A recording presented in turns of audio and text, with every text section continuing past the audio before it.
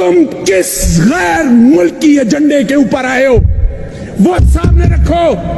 तारीख जब लिखी जाएगी तुम्हें नंगा करेगी कि पाकिस्तान सही सिमत में जा रहा था और तुम लोगों ने एक बुरुनी साजिश के जरिए पाकिस्तान को दोबारा से कशकोल उठाने वाला मुल्क बनाकर रख दिया है। पाकिस्तान की गरीब आवाम का नहीं सोचा तुमने, सिर्फ अगर सोचा है अपनी औलादों का सोचा है, अपनी करप्शन की कमाई का सोचा है, अपनी मनी लॉन्ड्रिंग का सोचा है, अपने केसेस का सोचा है। तुम लोगों ने यह नहीं सोचा अपोजिशन ने और वफाक में बैठी हुकूमत ने कि गरीब आदमी जिसको 2 वक्त की रोटी चाहिए तुम्हारे दौर के अंदर वो भी भूखी मर रही है और तुम्हारी औलादें अरबों खरबों रुपया खा के भी डकार नहीं मार रही हैं। समंदर पीकर भी इनके लब खुश्क है। जनाब हमारे वक्त में आलमी मार्केट के अंदर तेल की कीमतें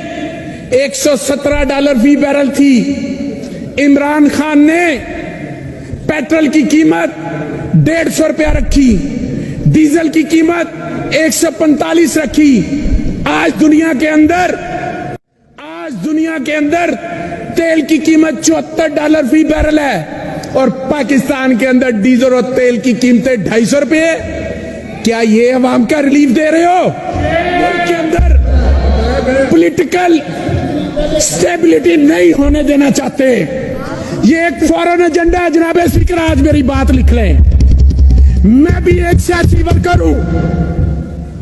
मैं समझता हूं कि मेरे मुल्क को जिस तरफ लेके जाया जा रहा है, आज इस्लामाबाद के अंदर धमाका हुआ है, बन्नू के अंदर क्या हालात हो गए, केपीके के अंदर, यह बैरूनी एजेंडा है।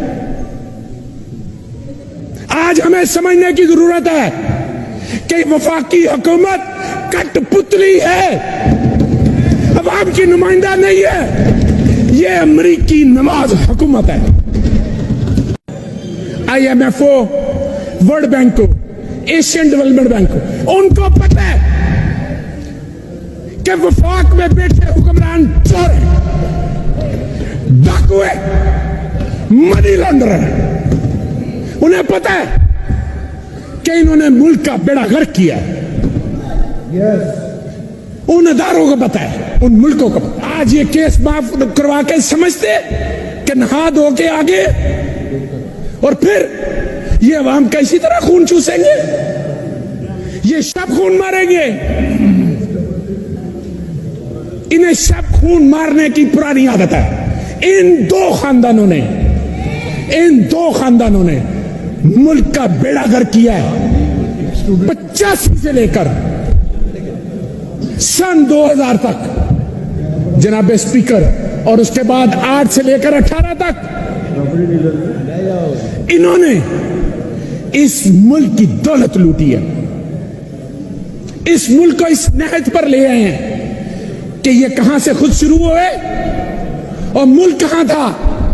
मुल्क नीचे आता गया, इनकी जाती दौलत ऊपर जाती रही। इनका जीना मरना इस मुल्क में नहीं है। इनका इलाज बाहर है, इनकी जायदाद बाहर है, इनकी औलादें बाहर है, इनका खाना पीना बाहर है, इनकी शॉपिंग बाहर है। हमारे ऊपर अगर आजादी की कीमत देके इस तरह की आजादी लेनी थी तो वो बेहतर थी। हमें पता तो था कि ये गोरे हैं, ये बाहर से हैं, हम पे हुकूमत करना चाहते हैं, कोई मसला नहीं, उनके खिलाफ हम आजादी ला लें। पीछे अपनी शक्ल वाले गोरे, बुरी नीयत वाले यहां पर छोड़ के चले गए दो खानदान। का एहसास नहीं क्या कौमी असेंबली के अंदर नैब की जितनी भी अमेंडमेंट थी, क्या इन्होंने ये अमेंडमेंट की कि गरीब आदमी मुश्किल में है उसके लिए करते हैं, उसके लिए कोई तरमीम करते हैं कि उसको रिलीफ किस तरह से मिलेगा। गुनाह बख्शवाने के लिए नैब की तरमीम किए, FIA के अफसरों को फारिग कर दिया, कई दुनिया में नहीं रहे, कईयों को दुनिया से बेकार किया। काबिल थे, तुम तो बहुत कुछ कहते थे कि हमारे पास बड़ी तजर्बाकार टीम है और तुम्हारी तजर्बाकार टीम ने अवाम की हड्डियों से गूदा तक निकाल के बाहर रख दिया है, हड्डियां तक पीस दी हैं, अवाम की 2 वक्त की रोटी छीन ली है। ये पाकिस्तान की वाहिद अपोजिशन है। जो हम उधर बैठते थे तो हम कहते थे इलेक्शन कराओ, हुकूमत कहती थी हम नहीं करवाते। आज हम कह रहे हैं हुकूमत में होते हुए कि इलेक्शन कराओ, अपोजिशन कहती है ना कराओ। उनको पता है कि 17 जुलाई को अवाम ने पांव से जूते निकालकर इनको जो ठोका है, इनको समझ आ गई, वफाक में बैठी हुकूमत को समझ आ गई है। और इसके साथ साथ 16 अक्टूबर को अवाम ने फिर दूसरे पांव से जूता निकालकर फिर ठोका है। फिर इनको समझ आ गई है कि अवाम क्या चाहती है, इसीलिए ये अपने इलेक्शन से भाग रहे हैं। जनाब नाज़िल हुआ नवाज शरीफ की शक्ल में तो छंगा मंगा आ गया, बेनजीर की शक्ल में हुआ तो मैरियट आ गया, इन दोनों की शक्ल में हुआ तो सिंध हाउस आ गया, इनकी शक्ल में हुआ तो रॉयल स्विस आ गया। जनाब स्पीकर, मैं ये कहना चाह रहा हूं कि जब इस तरह के मामला एक जमहूरी हुकूमत के अंदर होते हैं, किसी मुहज्जब माशरे के अंदर, जमहूरी मुल्क के अंदर, क्या इस तरह के मामला होते हैं? पूरी दुनिया में पाकिस्तान के नाम को बदनाम करने में इन दो खानदानों का जनाब चेयरमैन, इन 2 खानदानों का नाम है, इन 2 खानदानों का कसूर है। इन्होंने हमारे मुहज्जब माशरे के अंदर गैर मुहज्जब हरकतें करते इस माशरे का चेहरा बिगाड़ के आवाम को सड़कों पे ना आने दें, इनको भागने की जगह नहीं मिलनी। अवाम ने इनको घरों से पकड़कर बाहर निकालना है और फिर इनका बंदोबस्त करना है और फिर इन्होंने उधर ही भागना है जहां पर इन्होंने अपनी जायदादें बनाई हैं। रात चीफ सेक्रेटरी के साथ जो कुछ हुआ है वो सामने लाया जाए कि उससे किस तरह साइन करवाए गए हैं, कौन उसके पास गया था साइन करवाने के लिए, किसने चीफ सेक्रेटरी के साथ क्या किया है, यह सामने लाया जाए।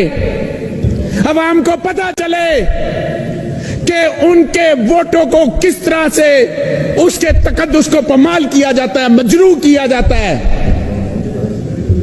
क्या आप समझते हैं अगर आपने इस मुल्क में अमनियत रखनी है तो बिस्मिल्लाह ऐलान करें कि मुल्क अमनियत की तरफ जा रहा है। अगर आपने इस मुल्क के अंदर जमहूरियत रखनी है तो फिर जमहूरी इक़्तिदार की आपको कदर करना पड़ेगी, आइन के आगे आपको सरेंडर करना पड़ेगा अपने आप को। अगर आप अपने आप को आइन के आगे सरेंडर नहीं करते तो इसका मतलब है कि आप आइन से बालातर हैं। मेरा सवाल है कि क्या अपोजिशन इस हद तक चली गई, इनको अवाम के हालात का नहीं पता।